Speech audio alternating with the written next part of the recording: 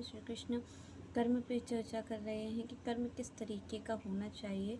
तो यहाँ पर श्री कृष्ण कह रहे हैं जो कर्म है वो सबसे महत्वपूर्ण चीज़ है, क्योंकि आप और हम जो हैं वो यहाँ पर श्री कृष्ण कहते हैं कि कोई भी जीव एक क्षण भी बिना कर्म किए नहीं रह सकता है। पर यहाँ पर श्री कृष्ण कहते हैं कि कर्म होना चाहिए।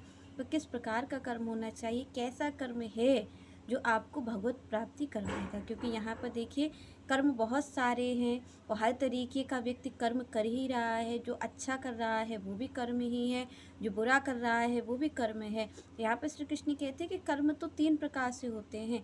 कर्म तो जीव करने के लिए विवश है, वो तो वो करेगा ही। पर यहाँ पर श्री कृष्ण कहते हैं कि कर्म 3 प्रकार का होता है, सतोगुणी, रजोगुणी और तमोगुणी। और यहाँ पर आप और हम कर्म तो करते हैं, पर कौन सा कर्म आपको क्या गति प्रदान करने वाला है ये महत्वपूर्ण है। क्योंकि अगर आप अच्छा कर्म करते हैं तो आप देखते हैं कि हर कर्म का फल आएगा। और यहाँ पर जब श्री कृष्ण ने कहा कि कर्म प्रधान विश्व करी राखा और जो जस करही तस फल चाखा, तो यहाँ पर हमें कर्म के प्रति बहुत ही सावधान रहना चाहिए कि जब हम कर्म करें, हालांकि हम कर्म करने के लिए विवश हैं, उसके बाद भी जब हम कर्म करें तो हम ये सावधानी रखें कि हम कर्म किस तरीके का कर रहे हैं, क्यों